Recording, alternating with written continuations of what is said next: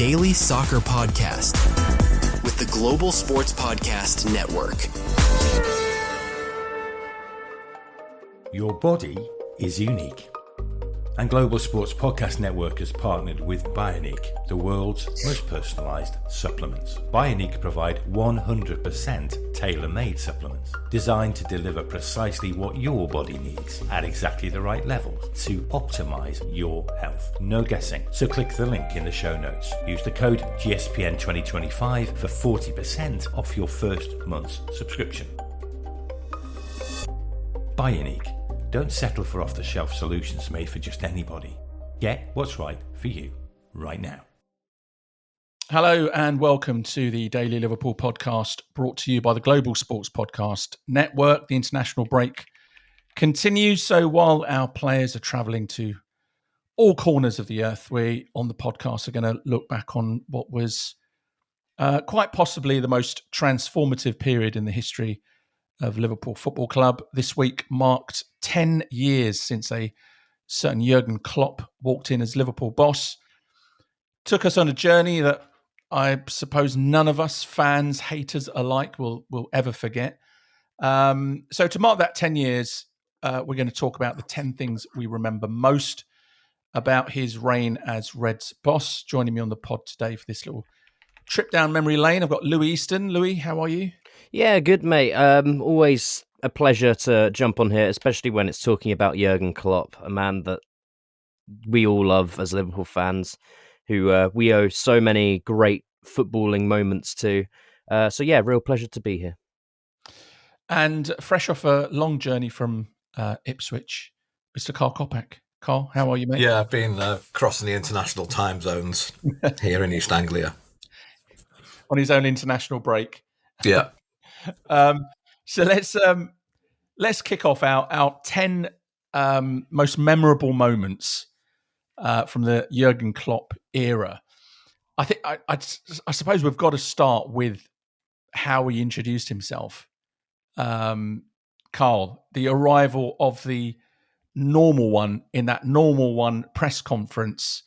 I'm going to play a little clip so that we can all be refreshed in terms of that press conference. So I'm a totally normal guy. I'm the normal one, maybe, if you want this.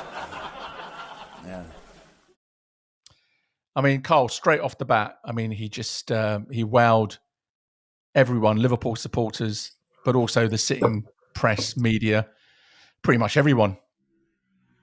Yeah, I think also, I'm actually going to go back a little bit further than that and talk about what happened before that, because for me, this seems like it was 3 years ago. Liverpool nearly win the league in 13-14, should have won the league.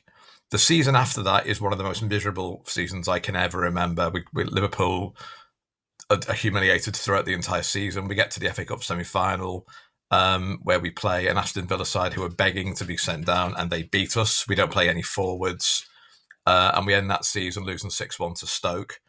Brendan Rodgers should be sacked there and then, but we can't be sacked because Jurgen still wants his year off after Dortmund. So we have to give another 50 million quid to Brendan Rodgers to blow on Christian Benteke and people like that. And Roberto Firmino needs saying as well. And 100 million.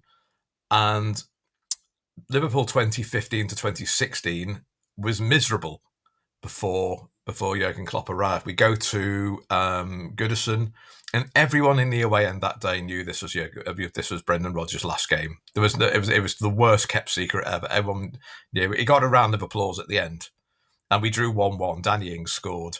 Yeah. My mate fractured his ankle celebrating, and then told his girlfriend afterwards that he didn't do it drunk at a football match. It's one of my favourite memories. I think I can say that now after 10 years. Just don't name him. Yeah, he did it at the match, love.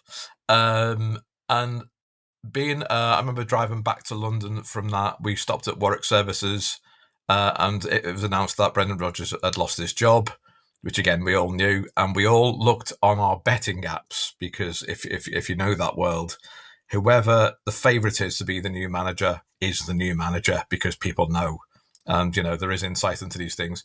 And when Jurgen Klopp is odds-on favourite, everyone in the car said, "Well, it won't be him." And there was talk of Ancelotti at that time. I thought, well, it can't be Jurgen Klopp because Jurgen Klopp is he's on holiday, and we want Jurgen Klopp, and we absolutely know he wants us, but he's not going to cut down. He's knackered after Dortmund. He needs to, indeed has he left. He was just too tired to become a football manager. So we get the news that in October he's going to be our new manager. And from the opening press conference, I was slightly disappointed that he wears a Genesis t-shirt at one point. So straight away he got my back up for that. Was that a worrying sign for you? I was furious with that. Because it was Phil Collins related. Then he wears a Beatles t-shirt afterwards. I thought, okay, you got the memo. You've clearly read my stuff. It wasn't quite the foreshadowing of heavy metal football, was it? No. And then and he comes in straight away and basically says, "It's okay, it's all right. Let's go and do this." And you think about, what's the first thing he did? We have a 0-0 with Spurs. I've never seen a side work as hard as Liverpool that day, trying to impress the new boss. Don't talk about that one, Karl, because that's on my list of favourite moments.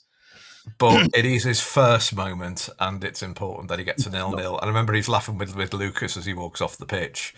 Yes, Lucas was still playing at that point for Liverpool. And I remember more than anything, my mate with his ankle bandaged up in the car said, "I just want a manager we can all get behind." Yeah. Because I couldn't stand Brendan Rodgers. Couldn't stand him. And yes, 2013-14, but I don't warm to that personality, that sort of LinkedIn personality. I can't abide it. It's all about the dance, things like that. I hated that.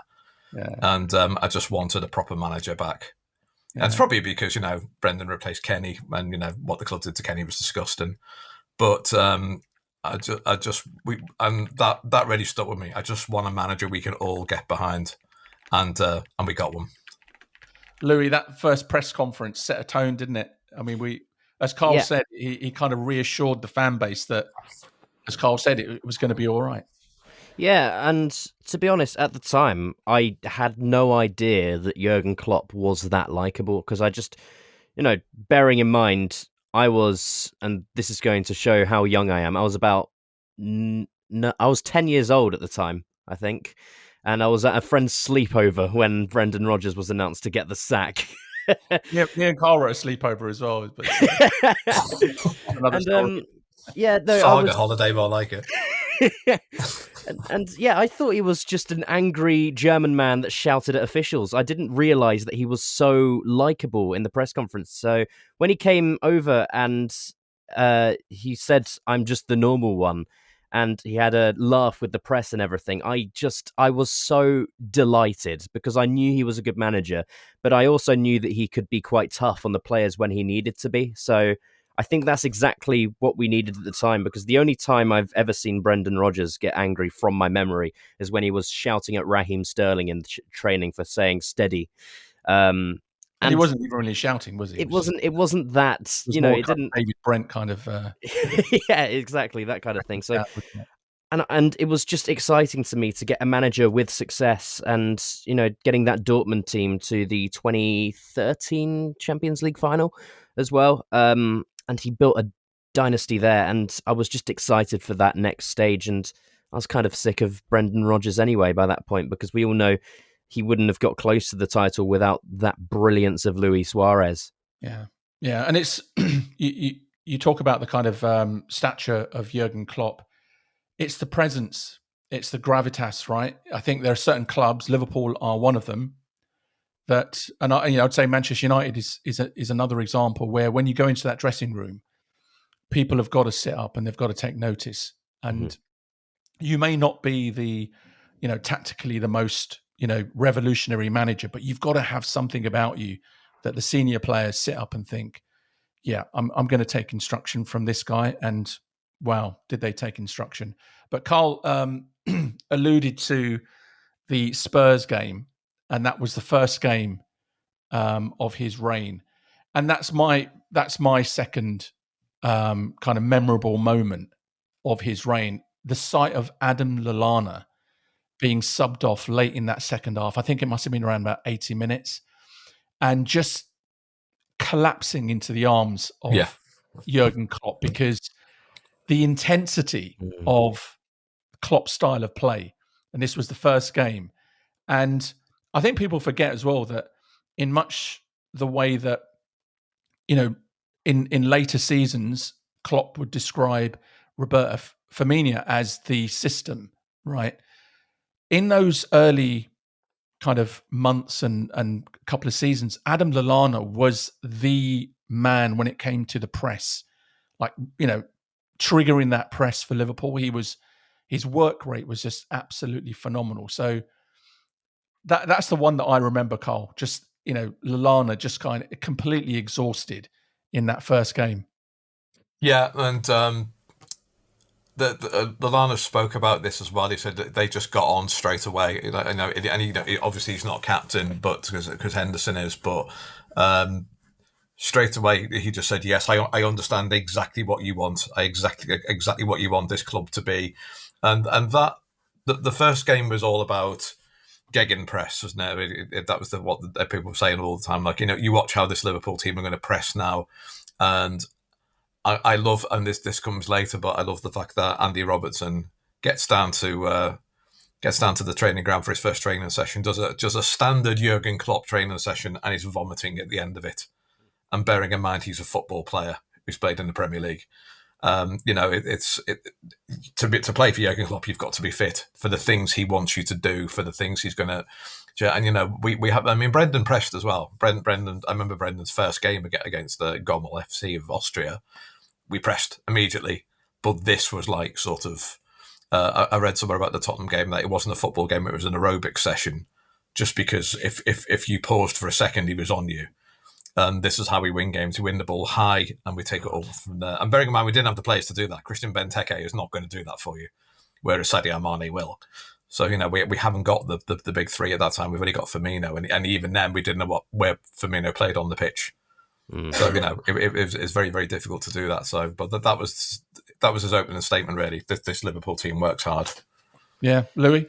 Yeah, of course. Just on Lallana, if you remember that sort of Sky Sports package they did at the end of the season when Jurgen Klopp was leaving, Adam Lallana said something quite eye-opening. He said he was struggling with life at Liverpool before Jurgen Klopp arrived, and he just made him feel so much more settled. And after he heard that message from Lallana, he said, "Wow, I had no idea." I actually spoke to Adam Lallana the other day, and because it was his birthday. So that tells you that sort of connection he had with not just players, but also players that had moved on years later. He stayed in touch with them, and it just shows you the down-to-earth man that Jurgen Klopp is. And it just shows you the kind of manager he was and how that kind of personal relationship really, it kind of manifests itself on the pitch. The way that they would work for him, the way that they would fight for him. And I suppose that kind of team bonding, that kind of team unity, Klopp's attempt to really build that feeling amongst the team, amongst the club and the fan base. We saw that in my third example in terms of a memorable moment, and that was something that was kind of criticised at the time, and that was the West Brom draw. Yeah, I've got that on my list too. We're at home, and did we draw 1-1 or 2-2? I think it was 2-2. Was it 2-2? 2-2, yeah. There was the last minute goal, and he brings the team together, and they go in front of the Kop and they applaud the Kop, and he got panned for that, Louis, but he did explain the reasoning behind that. It wasn't that, look, the criticism was, look how far Liverpool have fallen, that they're celebrating a 2-2 draw at home to West Brom. Whereas Jurgen Klopp was trying to do what, Louis? He was trying to show that these players can dig in and graft out performances for the fans. And it was like a sort of this is more thing. This is everything to these fans, which he reiterated numerous times throughout his managerial career at Liverpool. And, it was the first of many late Divock Origi goals under Jurgen Klopp as well. So it was just a sort of there's more to come sort of thing. And, I wasn't annoyed at it at all during the time, because it's just a show of testament to what he was trying to build at Liverpool. And it turned out, in hindsight, it was a moment. It was like a sort of first chapter ending at Liverpool. I can't remember if that was the 2015-16 season or it was 2015-16, yeah, it was December 2015. it was.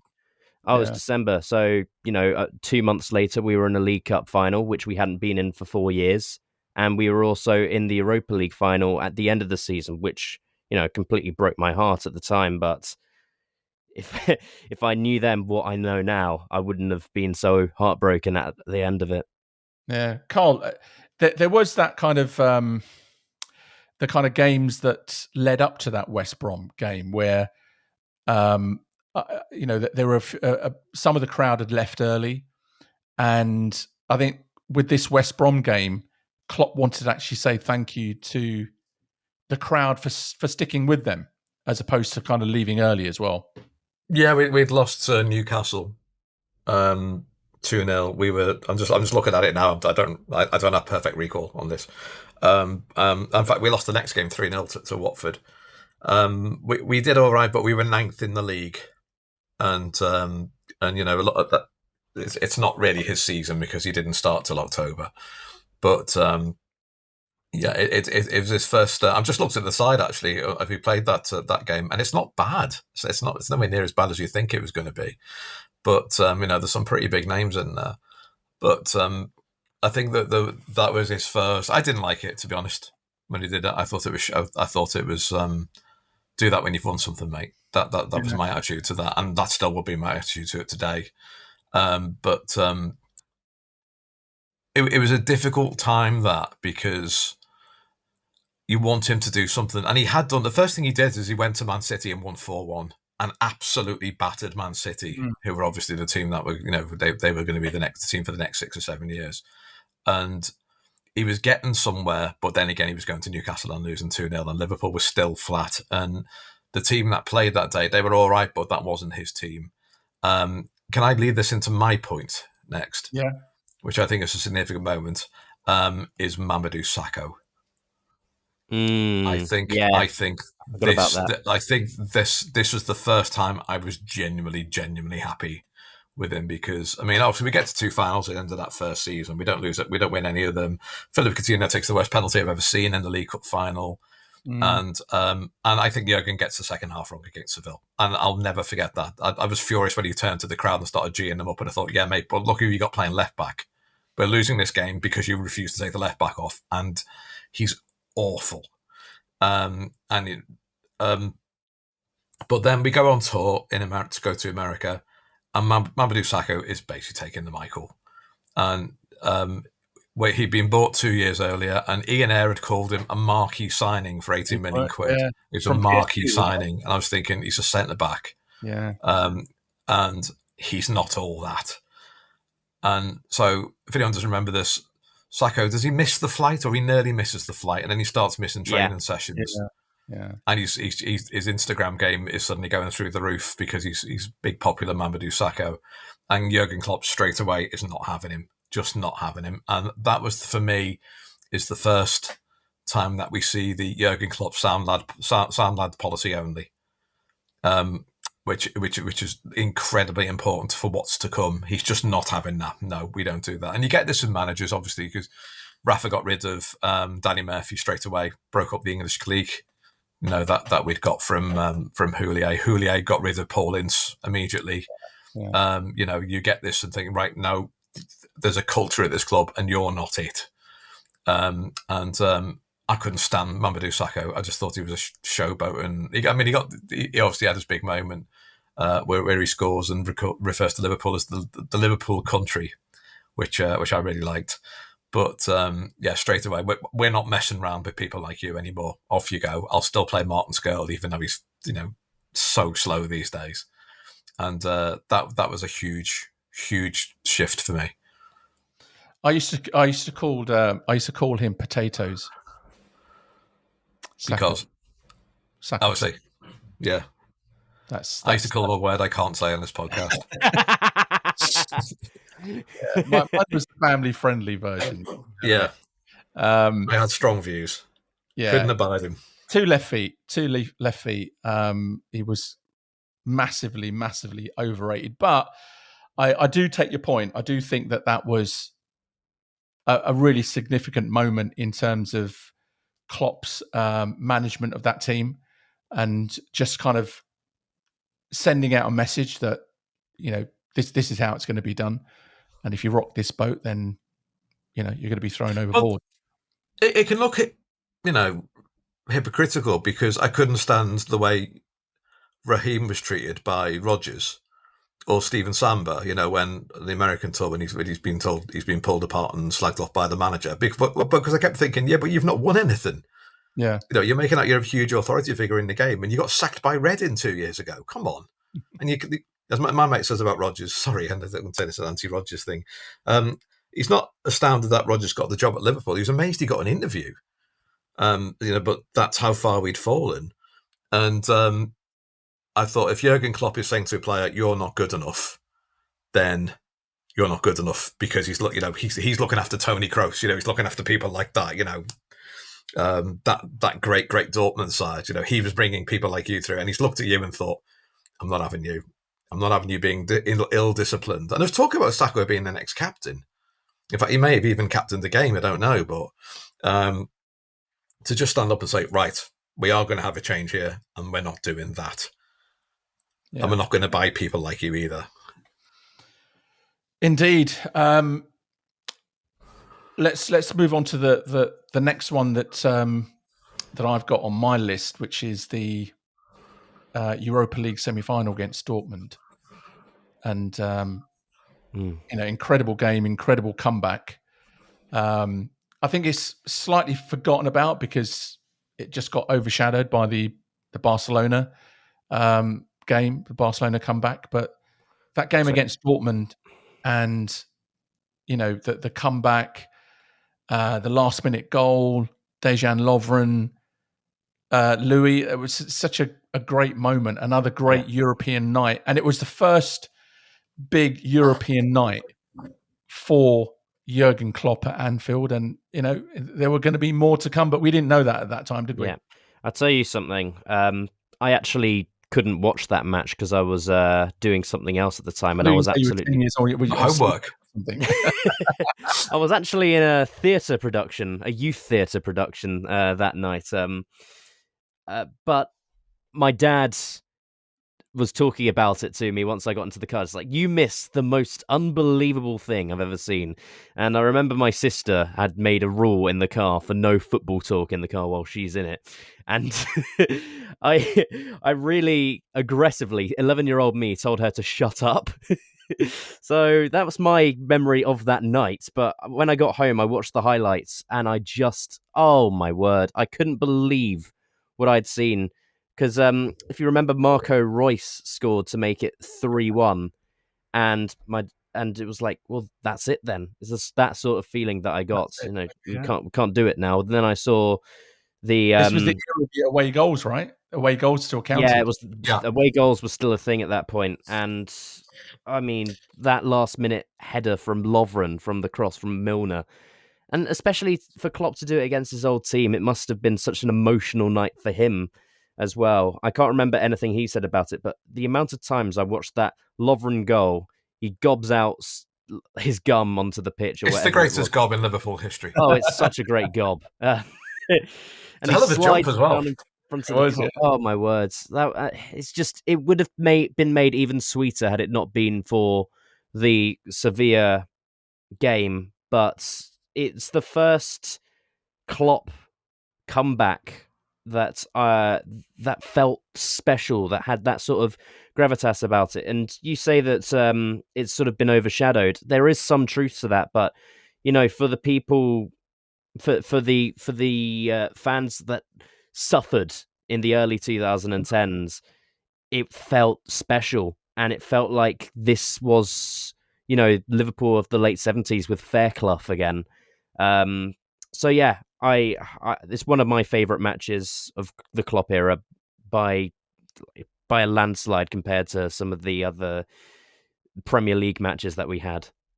There's also something happened in that game. Sorry, there's something that happened in that game that I've not seen before or since ever, and it's extraordinary, and everyone forgets about it.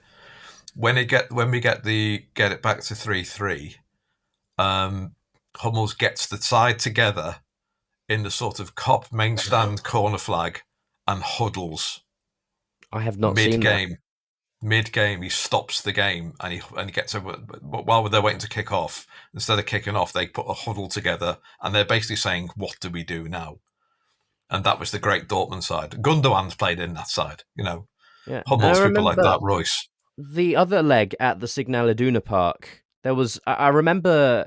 I can't remember who it was that was on the ball. It might have been Socrates on the ball or Subotic. I think it might have been Subotic, who just stops on the ball because they had been passing it around trying to break this Liverpool defence that was unbreakable at that point. I think our defence in that in that away fixture often gets overlooked because there was one point where he just stops on the ball and just has a think, and the commentator just goes, they're just regrouping, not knowing how they can break this Liverpool wall. Yeah, they did the same thing in this game. Now what do we do? Yeah, I think Emre Can was terrific in that. He was other good in that game, well. Yeah, and now he plays for them and captains them. So funny how life works. Yeah, no, an amazing game, and I just think that game just gave us a taste, of something that we hadn't had for a long time, which was a glorious European night, and just that kind of promise of of more to come. So that's it for part 1 of the Jurgen Klopp 10-year anniversary special of joining Liverpool Football Club as manager. Join us again tomorrow for part 2 as we look back on more of Jurgen Klopp's best moments and greatest memories in charge of Liverpool. See you tomorrow. Here at the Global Sports Podcast Network, we spent a lot of time selecting our delivery platform. Zencastr came out as the clear winner. With 4K video recording from your phone, AI editing that automatically removes all those ums and ahs, it's super easy to start a podcast that sounds great and is delivered efficiently. If you're ready to tell your story, check out the link in the description to learn more about Zencastr.